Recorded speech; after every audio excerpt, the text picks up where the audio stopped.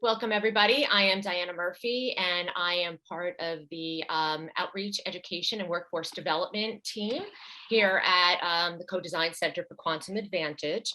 And so I wanted to welcome all of you to our fall lecture series.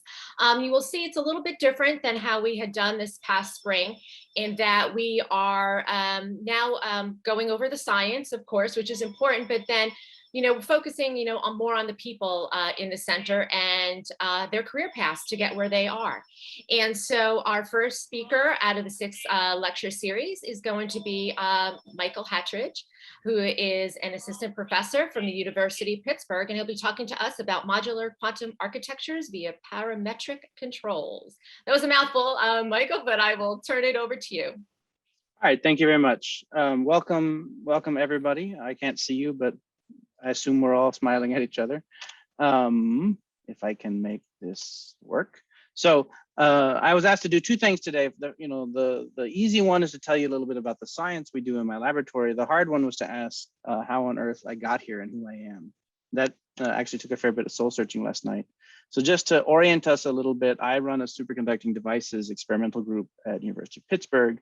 So these are some of the pretty pictures of the things we build in our lab. We design quantum modules, we simulate objects like this thing for bath engineering, we build big hunks of metal. This is actually a small quantum computer centered on this thing called a quantum state router. We do a little bit of materials research about things like van der Waals materials, which are exotic superconductors, among other things.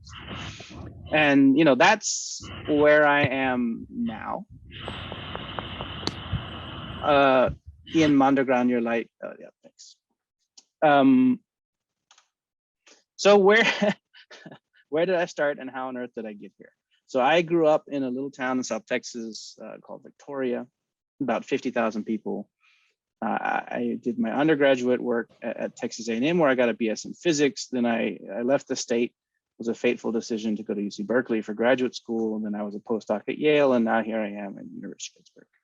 And I was trying to, figure out what to tell people about why I ended up pursuing the sort of crooked path that I have. And the things that really, stuck in my mind that I still find myself thinking about a lot when I was a teenager, and even younger, that sort of pushed me towards STEM, they're kind of three pictures here. The first one is that when I was a freshman, we got a PC in my house after many years of begging my parents. And we got some computer games, which we were super excited about. And this is going to date me, but this was in the DOS era. And it turns out computers just weren't very user-friendly in the DOS era. And so I got this thing from my Scoutmaster called the 486 book, which taught me a lot about, basic computer architectures and programming and stuff like this. But what I mostly used it for was to make my computer play video games. And it just turned out that, for instance, you had to do very low-level editing of certain parts of your computer called the autoexec.bat and config.sys to make like TIE fighters work. And if it didn't do it right, then your computer would turn into a brick. So this was like, my introduction to computers are cool, and I really enjoyed that. My dad was still is an MD, and he had to do this thing called continuing medical education. And what this meant in the 80s was a whole bunch of tapes that you would put in like the tape deck of your car, and we would drive around together, and he would be listening to these things about lung cancer and emphysema. And as a little kid, I remember I actually just really enjoyed listening. I didn't understand most of it, but we would, talk, and he would pause the tape, and I would ask him questions about what are they talking about? What do they mean by that? And that was a lot of my introduction to like what it means to do science. Yeah. And then, the third sort of really important component for me was I just really like stuff that moved and stuff that we could build, and especially stuff that exploded. So if you haven't, tried an Estes rocket kit, it's a worthwhile investment of $20. I loved those when I was a kid. You can tell I love them because I'm 40 years old now, and I can still tell you all the rockets we ever owned. I love building stuff with wooden rope. I love chemistry. I love, my chemistry course in high school. And actually, that led me towards STEM, but it didn't really lead me towards being a quantum information scientist. I knew a lot of people with MDs. My dad was adamant that I not follow him into medicine. So I kind of knew I needed to go to college. I didn't think I was going to be a professor. I had heard of graduate school, but since I'd never met anyone with a PhD, I didn't really know what it was about. I just knew it was a thing that you know, I should try to pursue. And actually, South Texas, where I grew up, has a lot of chemical engineering plants, places that make plastics, that make, you know, gasoline, stuff like this. And so I decided I was going to be a chemical engineer. And that's what I was admitted to in college. And I went to orientation day, and the chair of the department came out and told us what chemical engineering was really about. And it was so disheartening that I left the chemical engineering department and like walked over and changed my major over to physics. Not clear that I ever had a strong reason why physics. It was kind of another course I liked from high school. As an undergraduate, you know, of course, I spent a lot of time on academics, doing all my classes. I did do student research, and I had a student job for a while working in the physics e-shop, sort of soldering and building circuit boards and stuff like this. I did research on these things called voltage multiplier decks. I don't have a picture. This is before cell phones with cameras, but I tried to represent how that research went here by the symbol of a capacitor that's on fire. Because these were very high voltage systems, and turns out when I built them wrong, there tended to be lots of lightning bolts and smoke and things catching fire. Actually, the most valuable thing I did in terms of my future career as an undergraduate wasn't science at all. It was this thing called the Wiley Lecture Series, which is in this Memorial Student Center on campus at A&M. It was a student-run foreign policy lecture series. So we would bring people like Madeleine Albright to tell us about the world. I did that for 4 years, enough that it kind of slowed down my graduation a little bit, because I kept doing it and kept trying to do it, you know, at a higher level. And the reason, actually, this was really formative experience for me, because it's a lot like running a physics lab. You know, you have to go out to third parties, and you have to raise money, you have to develop a plan, and then you have to take a lot of well-meaning but undertrained students and put it all together. So that was actually sort of the biggest piece of my undergrad that I still reach into the toolkit for today. I then decided I should leave Texas, or I was never going to in my life. And so I went off to UC Berkeley, where I worked with John Clark. And again, nothing quantum here. This was ultra low field MRI. This is a scheme where you could do MRI of people or objects in about the Earth's field. So it's about 10,000 times weaker than the commercial MRI machines you may have experienced. And the key thing here is that we used a superconducting magnetometer. So this is the first sort of time superconductors came into my life. It's really good. It was about a femtotesla per root hertz. This is one of the most sensitive things you could imagine ever building. I learned that I really love building scientific instruments. This machine, you'll notice, is mostly built out of wood. There's almost no metal in it, because the metal would make noise that would saturate the detector. So this is all held together with like glue and biscuit joints, and these are all air-cooled magnets. There's one big magnet in the system that we used to polarize the spins before we turned it off and then measured. That thing involved like 200 amps and 1.5 kilovolts. Of course, the doer was full of a superconducting detector, so there were cryogens, non-magnetic construction.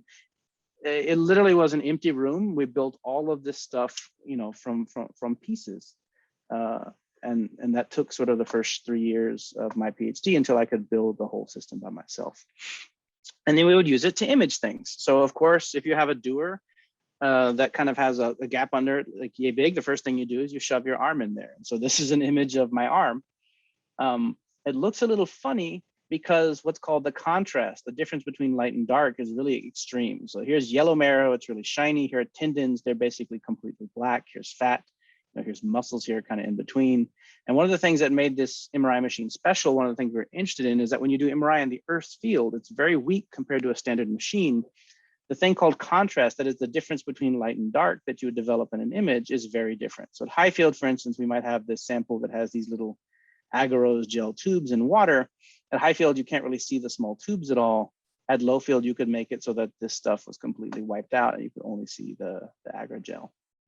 And so we use that to look at things like cancer, or certain kinds of cancer that were hard to see in conventional MRI machines. So here at the bottom, for instance, is an example from a paper we wrote, and it was, the first author was my colleague, Sarah Bush, published it after I left, where we're like seeing that this red area here is this thing 3+3, 4+3, these are cancerous areas of this particular prostate sample slice. And then the green areas are where there is no cancer. And this was really interesting. It was successful. We published, papers, we got grants. It definitely was a challenging time. I was still, now here in my PhD, very much looking around to figure out what I wanted to do. And there were sort of some frustrations. One of them was that this DC squid magnetometer, the sensor in this MRI machine, it was a relatively old field. It was old enough that these books called the Squid Handbook literally came out during my PhD, and they kind of had everything you needed to know in them about this field. But that also meant that you couldn't feel like you were breaking new ground. It was more that like I was trying to build a new instrument that took all the best of these sort of classic experiments and put it together. So that it was hard to feel like you were breaking past what had been done in the past because there was a long legacy of really good experiments. There's also like a continuing theme here. This was still a time in my life when I did lots of science where things would catch fire regularly. In my quantum lab these days, that's kind of anathema. But at that time, it was a home-built machine with lots of current, lots of cooling. And if things went wrong, things would melt, things would catch fire. The Doer was built homemade out of basically fancy sewer pipe. The strains of the cryogens would tend to cause it to either explode or implode every couple months or a year or so. It was very much a kind of thing where getting the machine to work on a daily basis was a challenge. And on the science side, we were able to build an MRI machine. We were able to operate it, but what we should look at with it turned out to be a really challenging issue here. Like prostate cancer, it turns out, may not be a kind of cancer where you want lots of aggressive imaging. It may be better to do what's called watchful waiting or some other scheme. So there's always a question here of if you build the right instrument and you look at the wrong thing, is that really what you want to do? And so for me, the big sort of change that like leads to what I am today came about halfway through my PhD when a new professor named Irfan Siddiqui came to Berkeley. So the second part of my PhD really took a sort of big right turn when he joined, and there was this nascent sort of qubit effort in superconducting circuits. And what we wanted to do was to take some of this qubit technology and rebuild that magnetometer. In particular, we wanted to build something called a dispersive magnetometer, which was to yank out the things like voltage biases and resistors that were familiar from the older technology, and just take our superconducting device, I'll tell you a little bit more about this later, shunt it with a capacitor to form a gigahertz level circuit. And here's a picture of the device. And again, I'm not sure the details matter so much, except to say that we built it, and it was actually too good. It was something like 10 to 50 times better than the machines we had before. And that was really thrilling. That really felt like I was breaking through. I was doing something really new. And it turns out the reason it was too good is because it had this thing that I'll describe for you in some length called a paramp sort of hidden inside it. And so this was like the crucial turning point for me, because I went from magnetometers to do magnetic resonance imaging to let's build a weird magnetometer to, oh my goodness, this magnetometer is a paramp.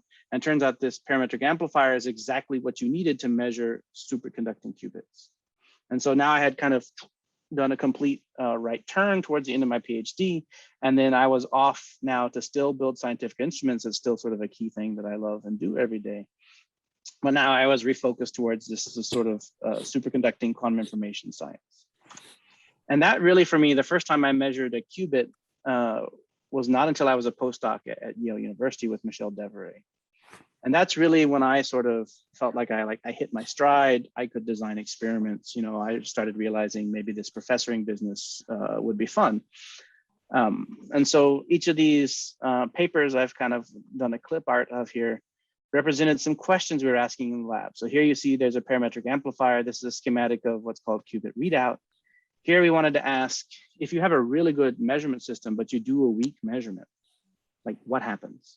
And that turned out to be, not an easy answer. And about half my postdoc was dedicated to doing versions of this experiment and finding some neat results we were able to write up. With my partner, Sham Shankar, we would also do things like saying, well, here are 2 qubits.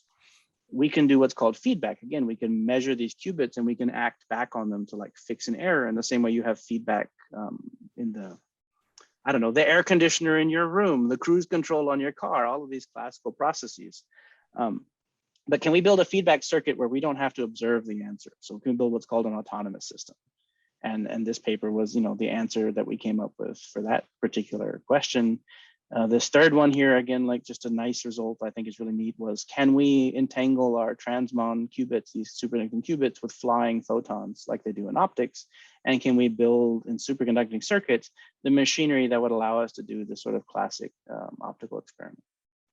And so at that point, I really now had found a thing I loved. And then I went off to my separate life at University of Pittsburgh, where I'm sort of still continuing in this theme.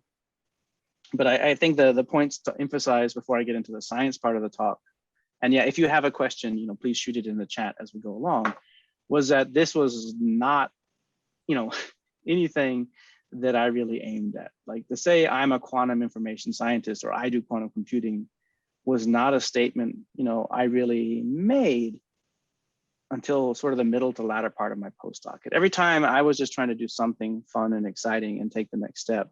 And I never had that clear a picture of where I'm going next. Okay, so now into the science part, parametric controls. So we use this term throughout the research that we do, what's called a parametric process. And I think the natural question is, what is a parametric process? So I can start by defining it by saying by what it's not. If you take a pendulum, like a person on a swing, and you just push, you directly drive the pendulum, the person on the swing. If you don't push them too hard, they'll respond like a harmonic oscillator. They'll respond at the frequency that you drive them at. That's what we would call like a direct drive on the system. A parametric process is something maybe you've also done on a swing, but it's instead like something sort of more hidden. So if you stand on the swing and you pump yourself up and down while you're swinging, you can actually, by pumping at the right frequency, you see here, I've borrowed the schematic off the internet of someone going down, up, down, up, down as they go around the cycle of a swing. You can actually pump the swing that way. There's another version of this where you kick with your legs. You kind of flatten out your body and then stand your body up as you go through the cycle. And if you were to talk about what parameter, why is that parametric? What you're really doing is taking like the moment of inertia, like the average radius that you have, where your mass is on this pendulum, and you're twiddling it as a function of time. And that can actually pump energy into the system. So you pump a parameter, so moment of inertia in this case, to drive the motion instead of just driving the system directly from some, outside force. In fact, you've probably done both at the same time. You've probably had someone push you and you've pumped yourself. That's actually very similar to this thing, parametric amplifier I'm going to show you more about. So in superconducting circuits, the starting point we have is that everything that we want to build in this theme that I'm going to show you is some kind of microwave circuit. So the resonant frequencies are sort of 1 to 10 gigahertz. And we can think of them all as sort of LC oscillators or transmission line or cavity oscillators. And the Hamiltonian of a system, I can sort of write as the charge on a capacitor with value C, and the flux on an inductor with value L, and the total Hamiltonian of your system is Q squared over 2C plus phi squared over 2L. This is directly analogous to the spring and mass system that we know and love in our Physics 1 courses. And in the same way, we can do sort of rechange of the variables of the system that redescribe this Hamiltonian in terms of what are called raising and lowering operators, or this term A dagger A here describes the number of photons or phonons or what have you in this harmonic system here. In superconducting circuits, it really often looks like this diagram here. These two pieces of metal with interdigitated fingers form mostly a capacitor, where I have a meandering area that kind of looks like a coil that forms mostly an inductance. And indeed, this really looks like it's Hamiltonian. Or we can also hollow out a metal box and have a system where a standing mode of excitation could live in here. This is very similar to like an organ pipe that has pressure waves, except hence here we have electricity and magnetism. So that's sort of our basic building block. That's the easy thing to start from. We like superconductors because they're very low loss, but the problem here is that the energy spacings of these energy solutions to this Hamiltonian are evenly spaced. And there are no higher order terms in Hamiltonian. Everything here is quadratic of order 2. And that turns out to not give us enough controls to do all the fun stuff. So the next thing we do in superconducting circuits is we put in this thing called a Josephson junction. It is two pieces of superconductor that are separated by a very thin insulating barrier. And what can happen is that the superconductor, which is full of what are called Cooper pairs, these paired up electrons, can flow losslessly through this Josephson junction, but only up to a certain amount, only up to a certain current. And so the Hamiltonian of this element, which we represent here as an X, is actually this thing, EJ cos phi over phi naught. We're going to get and think about phi as like the flux through this thing. If we expand this cosine potential, the first term here looks just like an inductor, just like the sort of inductor we had on the previous screen, but now you have higher order terms. And higher order terms is a very exciting sort of, perk your ears up kind of phrase for people like me, because that means that's something we can use to control the system to make it do all the neat evolution that I want to have a quantum system do. And of course, this also looks like a capacitor, and it is one. So it has a capacitance in parallel. So you can think of this Josephson junction by itself as a anharmonic, a nonlinear oscillator, where this Josephson junction here is going to play the role of a nonlinear inductance. We can make them very small in the lab. These small junctions are going to tend to turn into things like qubits. We can make them very large in the lab. These big junctions are going to tend to turn into things like parametric amplifiers. We can make them at least sort of a factor of 1,000 difference in terms of their energy scale just by controlling the nanofabrication. You'll notice here that the size here is only 100 nanometers, and here it's several microns. And what you're seeing here in this image is literally a piece of metal here on the bottom. It's been oxidized to form this thin insulating better, and then a piece of metal on top. We actually do that usually with what's called double angle deposition. And you can see here that I deposited in one direction to get this red metal, and the other direction to get the blue metal. And the only place the red and blue overlap is right here in the middle where they form this shape.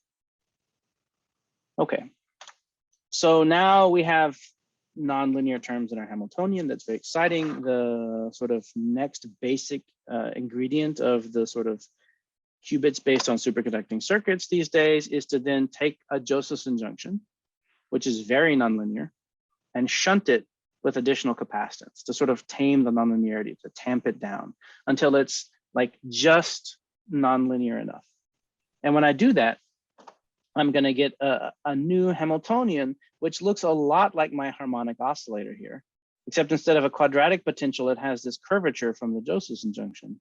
And now if I label G, E, and F as the bottom three energy levels in the system, then the G to E transition and the E to F transition are going to be different now.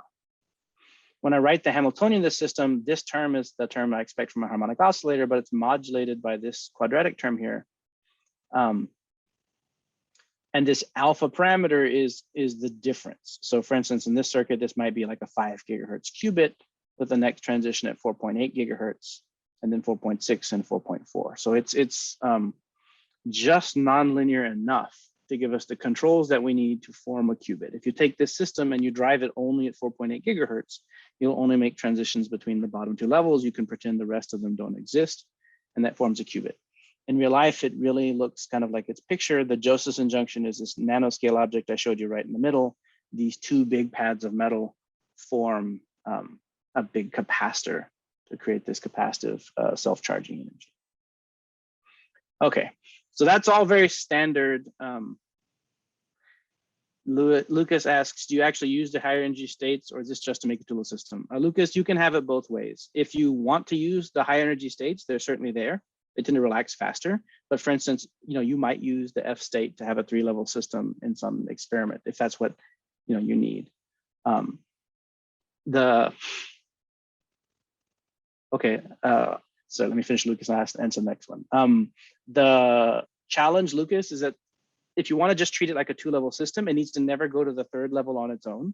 Part of that means you need to shape the drives to never accidentally excite the 3rd level, but also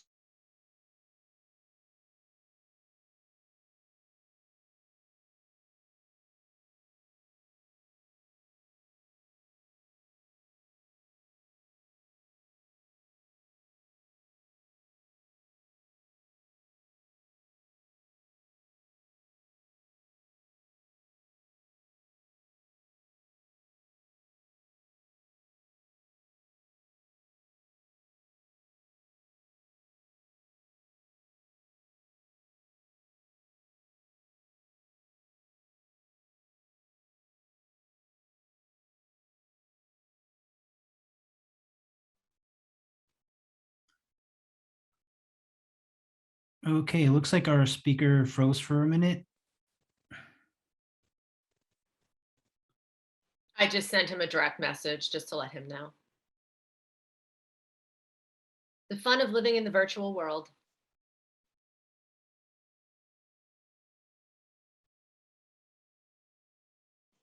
My internet seems to have briefly not been the internet anymore. Am I back? Can you hear Yeah, me? you are. Yes, you are. Okay. All right. And you on a roll there too. All right. Hopefully that won't happen again because that's a little Okay, disturbing. when you went out, you were answering Lucas's question. Oh. You hadn't completed it. Okay, so I'll step back a second. So so Lucas's question was about the 3 levels. If you want to use 3 levels, you're welcome to, Lucas, to go quickly. If you only want to use the bottom 2, then you need to not enter the 3rd. And so you actually often have to like pay attention and check and monitor and control to make sure you don't enter the 3rd state. Because if you think you have 2 states, but you actually have 3, very bad things can happen to you. Got it. Okay. Thank you. Oh, I got to resume Shun's. The internet is hard.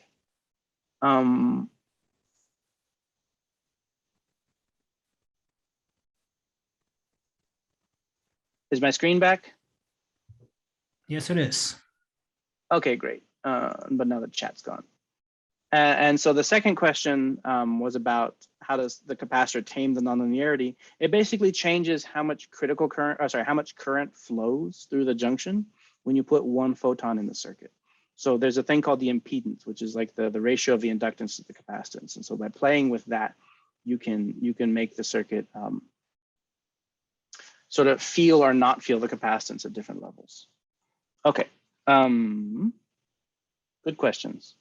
Please shoot if you have more. The part that makes it related to parametric controls is that actually when you take this nonlinear Hamiltonian now and you try to reduce it to this form here, this is only approximate. What's happening here is that I'm taking these higher order terms, and there are many terms that don't conserve energy. And because they don't conserve energy, there's a thing called the rotating wave approximation that's going to say, well, they don't really like create sloshing in the system at the right frequency, at the resonant frequency. They oscillate really fast. And I'm just going to say that they average out, and I'm going to throw them away. And that's true if you sort of don't drive them at certain special frequencies. But we're exactly in my laboratory interested in now going back for those non-rotating terms and finding the conditions where you can use them to turn on controls in the circuit. And let me show you a little bit more about what I mean by that. So imagine I had a slightly different Hamiltonian to start with. Imagine I had 3 harmonic oscillators. There's some mystical element here in the middle called a 3-mode couple that couples all their inductors together. If their Hamiltonian looks like phi A, phi B, phi C, where they couple together, and that in terms of raising and lowering operators, in terms of creation and destruction of photons in the circuit, then I get this term A plus A dagger, B plus B dagger, C plus C dagger. I multiply it out and I get a lot of 3rd order terms. That is, they have 3 raising and lowering operators on them. This first one, for instance, would destroy a photon in mode A, destroy a photon in mode B, and create one in mode C. And if the frequencies of A, B, and C are all chosen so that they don't add up, they're all very different, and they're not, for instance, that one is half the other or something like this, then that entire Hamiltonian, which involves many, many terms, is going to all go away in the rotating wave approximation. So that when I don't do some special driving that I'll talk about in a second, those terms just turn off. That is, you don't have the right energy to take a photon in A and turn it into a photon in B and C and vice versa. And therefore, this process can't happen. The term is sort of absent from the dynamics of the system. But if instead now you take mode C, and let's call it your pump mode, and you're going to drive it off resonance, away from its own frequency, but for instance, at the sum of the A and B modes, then that what's called stiff pump, that average performance of this pump on mode C will mean that I can kind of replace this quantum operator here with just a number, and I'm going to get a new 2-body interaction that now doesn't have to satisfy energy conservation. So for instance, here I have A dagger, B dagger plus AB. And that's a term where you're creating and destroying pairs of photons. Clearly the energy has to come from somewhere. And where it comes from is this parametric pump. So I can create a new term in the system by driving mode C at the sum of A and B.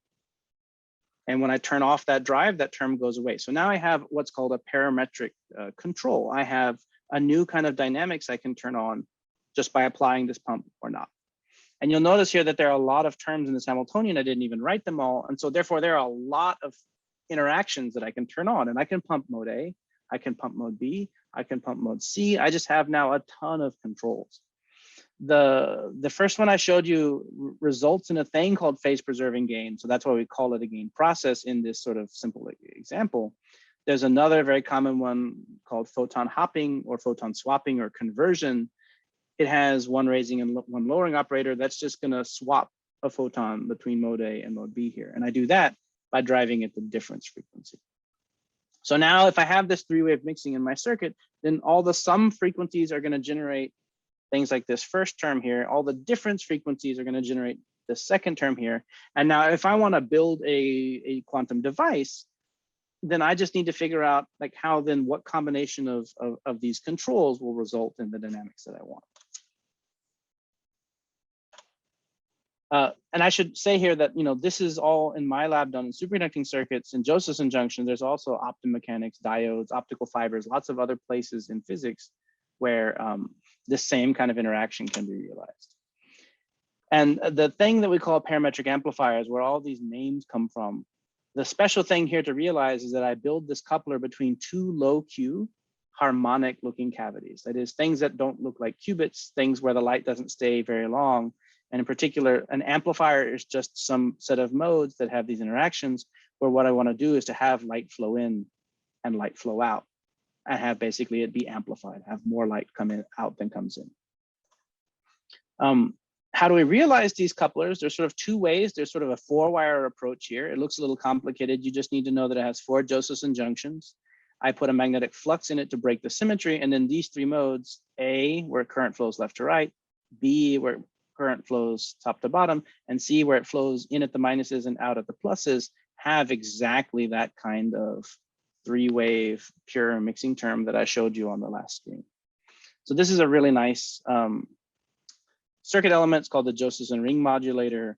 It's got this nice pure 3-wave mixing term. It's actually a little bit hard to hook these 3 modes up to 3 independent microwave oscillators, because this one, you notice, has like these pluses and minuses everywhere. So the B wants to couple to C and B wants to couple, C wants to couple to A. A and B are nice because they put currents in orthogonal directions. Its more modern cousin is this thing called a snail. It stands for something. I think they just wanted it to be a snail. So we'll just call it a snail. It again has a Josephson junction. Now it has a shunt of 3 large junctions in parallel with 1 small junction. I'm going to apply a magnetic flux to it. And it's going to create, again, a 3rd order mixing term.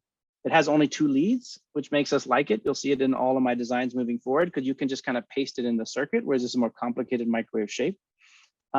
It doesn't give this pure coupling here. It actually gives all possible 3rd order couplings, which is a little bit of a complication for it. But now you can imagine that you go back to those previous slides. You have qubits, you have harmonic oscillators, you have snails, and now you just put them all together. And the question is, you know, what can you build? The first thing that we build is to take the harmonic oscillators, put one of these couplers in the middle, or here's 3 harmonic oscillators here with a coupler in the middle, and we build amplifiers. The only thing that makes these be amplifiers and not something else is, again, that they're designed that light should go in and come out quickly. Light should flow through the circuit. And when I parametrically drive the system, the thing I call gain, we call it gain because if you look in a vector network analyzer, that is, you send light into the A mode and you look at what reflects backwards, or you send light into the A mode at the A frequency and looks what comes out at the B frequency, this scattering matrix shows that you have gain in reflection and in transmission through the circuit. So when you put in light, 0 dB means you get back as much as you sent in. You can get, for instance, easily a factor of 100. 20 dB is 100 more light than you sent in. You amplify the signal by combining this parametric control here with these low Q amplifier modes. And again, there's a 3rd mode here in the circuit, which is mostly just the thing that I'm applying the control to here, a pump at the A and B modes. So that's amplification by connecting 2 low Q harmonic oscillators with this parametric control. The thing we called conversion, it doesn't by itself do a very useful job in an amplifier type circuit. So it's not usually used in this particular mode as often, but the idea here again is that now if you look at the scattering matrix, if you send light in mode A, and you look at what reflects or what transmits, this factor C here can go to 1. And so then all the light you send in mode A will just swap over and come out mode B. We call this one conversion, this one gain. And so now the thing that we're realizing in our laboratory and is driving a lot of our research is actually that same parametric control. If you keep the control the same, but instead of 2 harmonic oscillators, you hook up something else, you can make pretty much anything you want.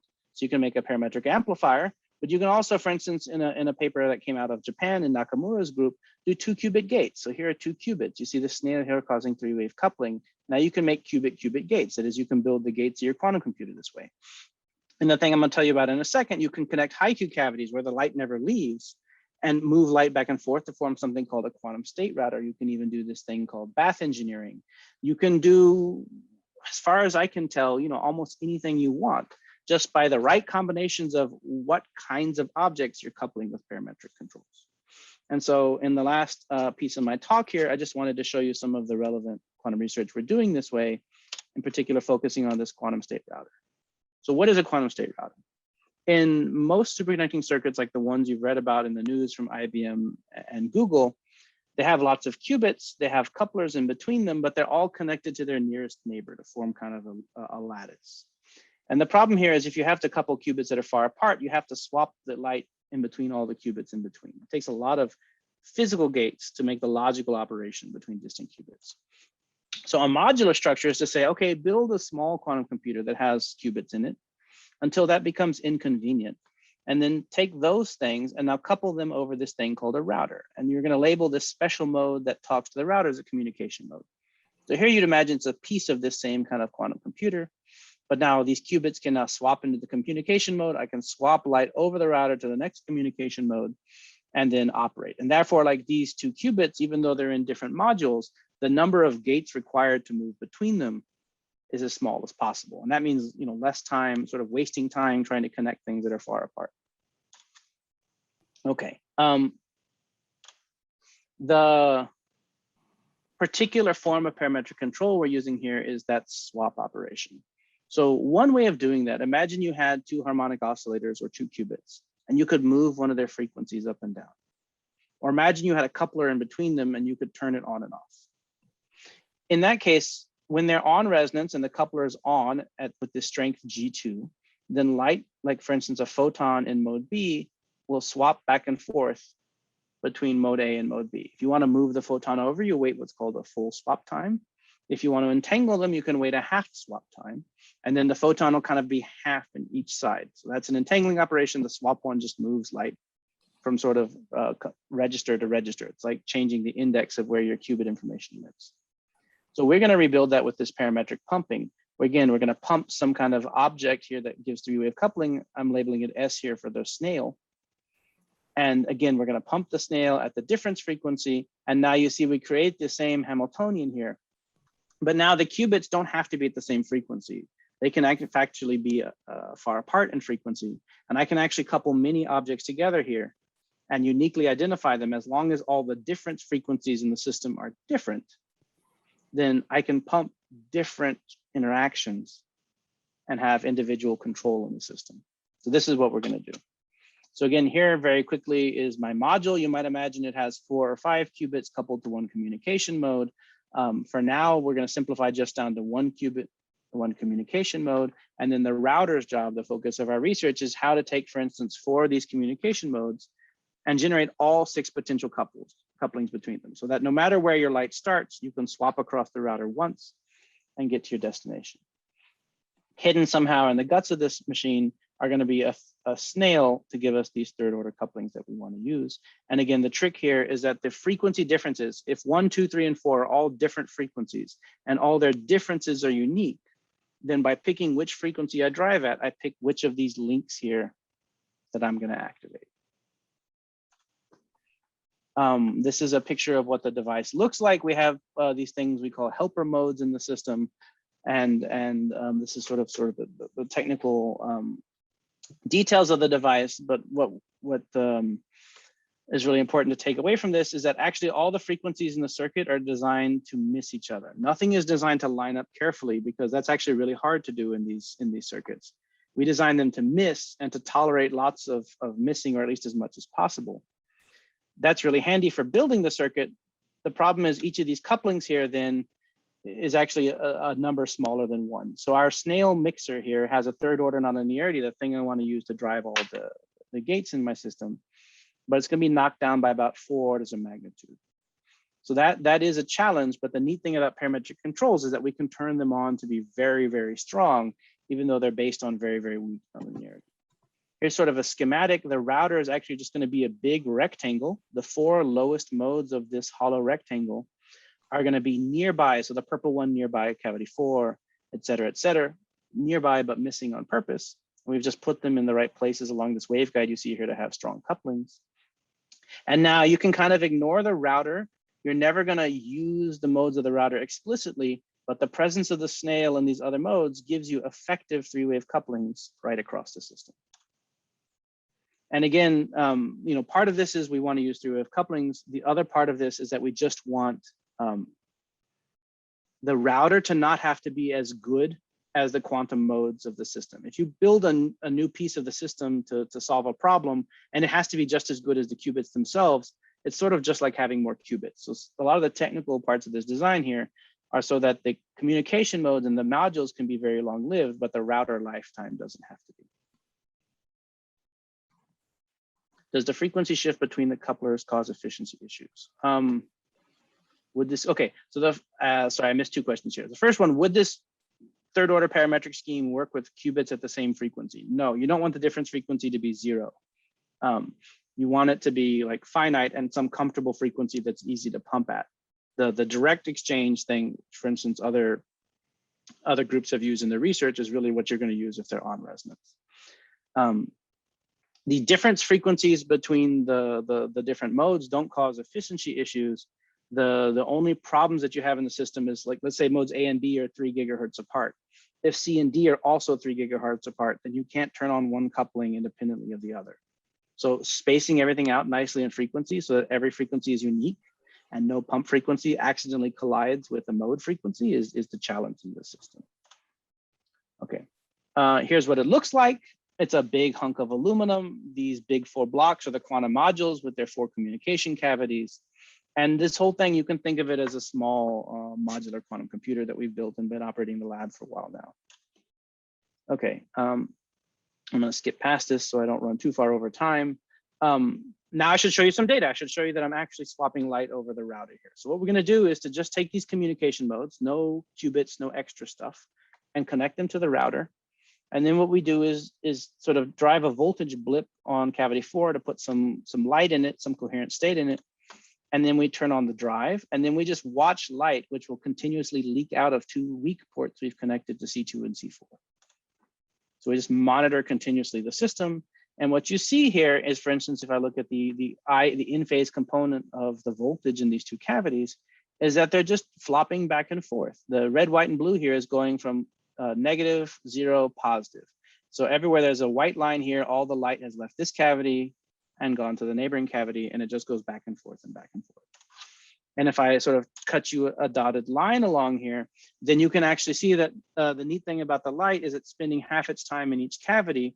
The decay that you're seeing here, this exponential decay, is just the hybridized lifetime of the 2 cavities. So it doesn't live the cavity A lifetime, it doesn't live the cavity B lifetime. It sloshes back and forth very rapidly and sort of decays with the average. And I can actually do all 6 potential pairs here. I can tell you how long it takes to fully swap light from one cavity to the other. And you'll notice that the average is 500 or 600 nanoseconds. A few of them a little slower because we didn't engineer it as well. Some of them are nicely fast, but I have all 6 potential controls available in the system. So then what I want to do for the final part of the experiment is now there are some holes you can't really see drilled laterally through the system. These square modules, these square objects are the communication cavities. The round ones are called readout cavities for reading out the transmons. The transmons are just sapphire spears that I shove through the system from left to right. They're kind of indicated by these X locations here. So now I have 3 quantum modules with 1 qubit and 1 readout each, 1 quantum module that's kind of half complete, only has a communication mode.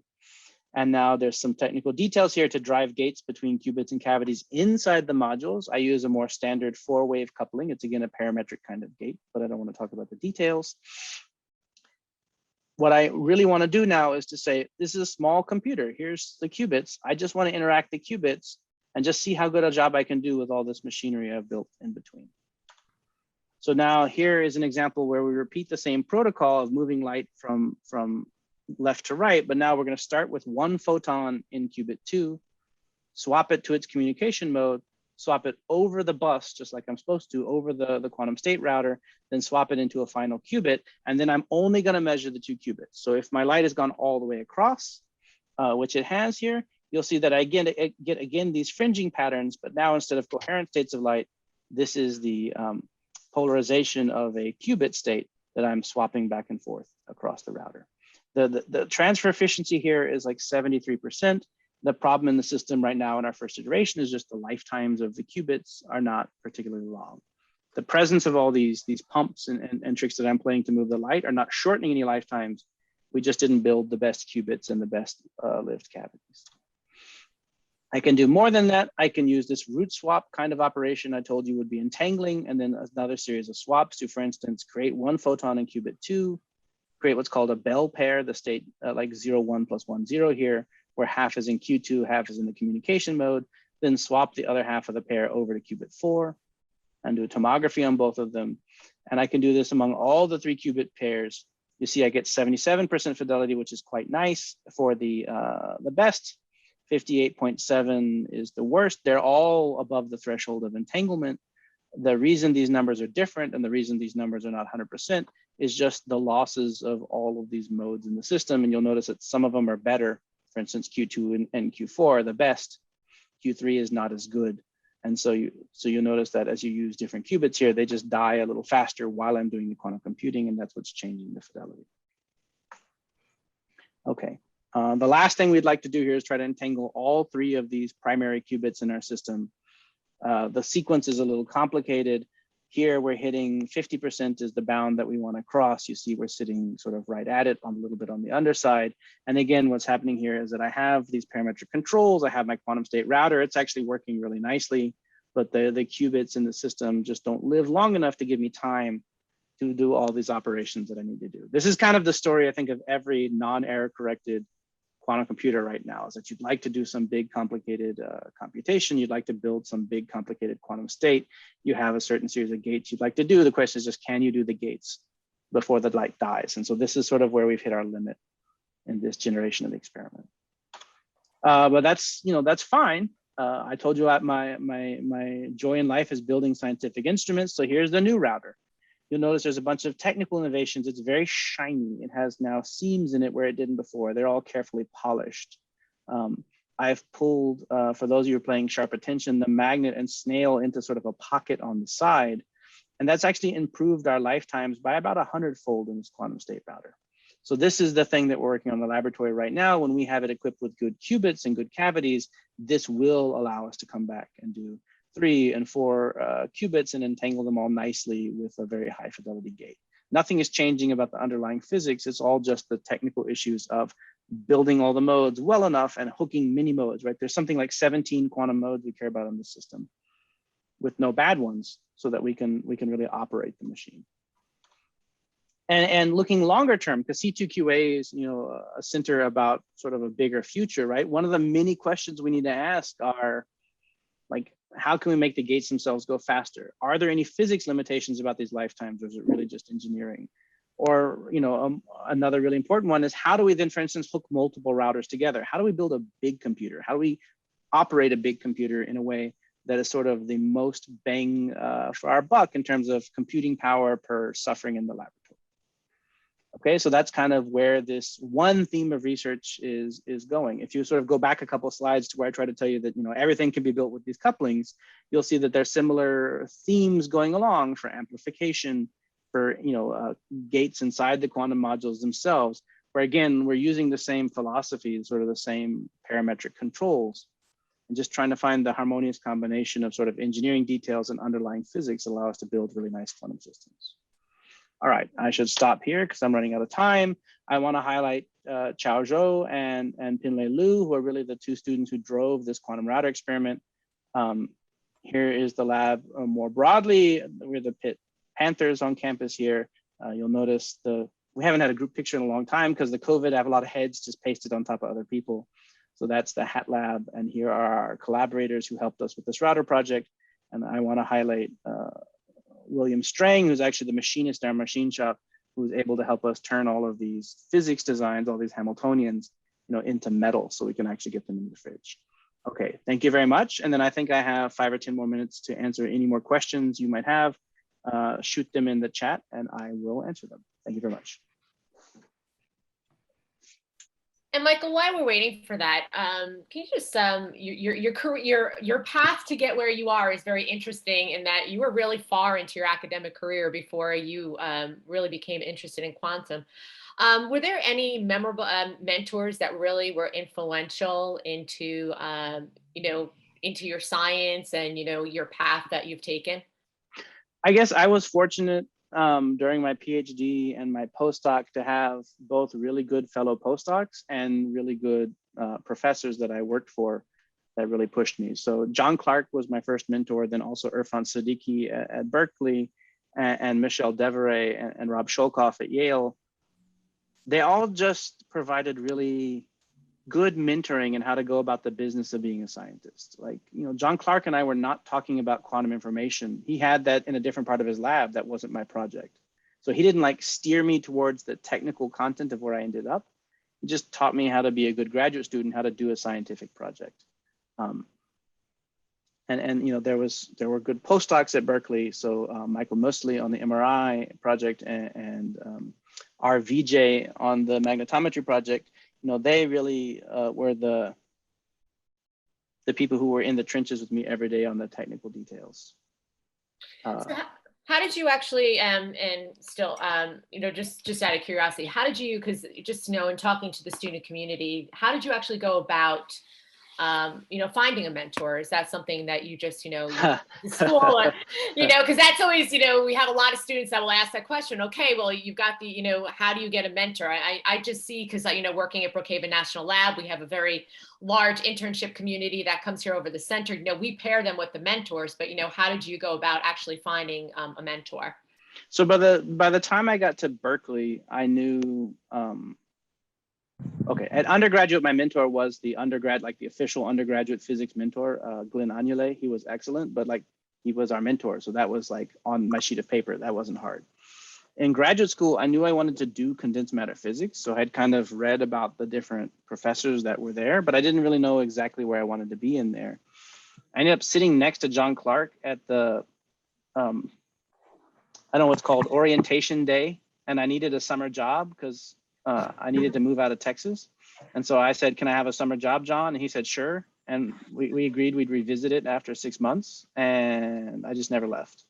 So that was kind of, I'm not sounding really strong here, but you're very random. It's very random because, and that's the advice, generally that's given is, look for, find, as you said, you found a science that you were interested in, and then just, see the research and the publications that are out there and, the scientists that are really leading it. And, that's a great thing about the scientific community. It's very collaborative and just, reach out to them. So that's right. And in a good program, it's set up to let you hop a couple times till you find your home. So a lot of my buddies, tried 2 or 3 professors until they found one that they liked, or found one where it was working out for them. So I think very much my advice would just be, that your first choice won't be that informed, but just don't be afraid to hop around a little. You should be able to spend 6 months in a lab or 6 months with an advisor and learn enough onto whether you want to make another hop. And after 2 or 3 times, hopefully you've zoomed in. It wasn't until my postdoc that, let's say, I knew even the names of enough scientists, right, and what I wanted to do enough to sort of say, I picked these 3 people because they were the experts in this area, right? But that was really far down the road for me. All right, we've got a question that came in. Yeah, so Snail systems is not going to be used in trapped ions. It's a particular way of building that 3rd order coupling. You might have a 3rd order coupling Hamiltonian you could build in a trapped ion system, and then it would work the same, but the physics of where that 3rd order coupling from would be different. I don't know trapped ions well enough to know exactly how they'd build that equivalent circuit. But there are many optical systems, for instance, like optical fibers and stuff, where they have nonlinear terms in their Hamiltonian that they can point to that look like nonlinear terms in our Hamiltonian. Good question. Okay, do we have any more questions from the audience?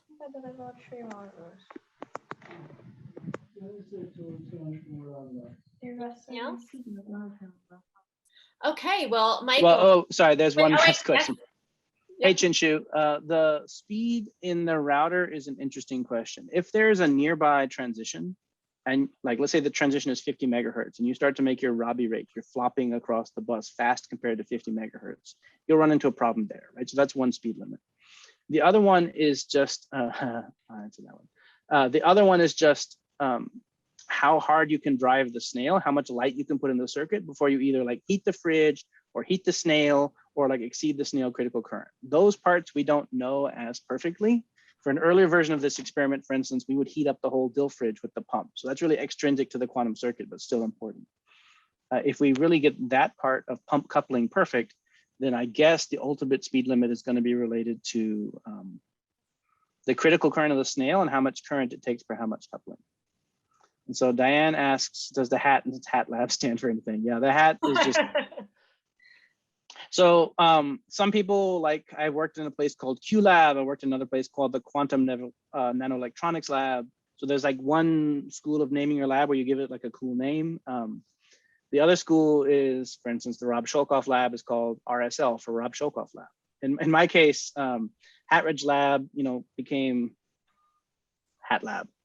So it's nothing fancy there. And the hat is not because I love Western wear, just because, I don't know, it's a hat lab, so it had a hat on it. All the rest of the pieces of that logo though are, so you'll notice that the bandit mask is a density matrix, the mustache are actually quantum trajectories for the quantum readout. That's really important to our laboratory. And the hat band is a Josephson junction array. So this is just a really nerdy, can you build sort of a Western face out of, it is a Western hat, and that's because I am from South Texas, but that's kind of the only piece of it that's really, really truly random. Okay. Great. Okay, well, thank you, everybody. I just want to note that, oh wait, hold on, we have one more question. Hey, Steve. Oh, I don't think Steve maybe not asking a question. The question is, I dig the quantum state eyes. Okay, it was a comment. Me too. Great.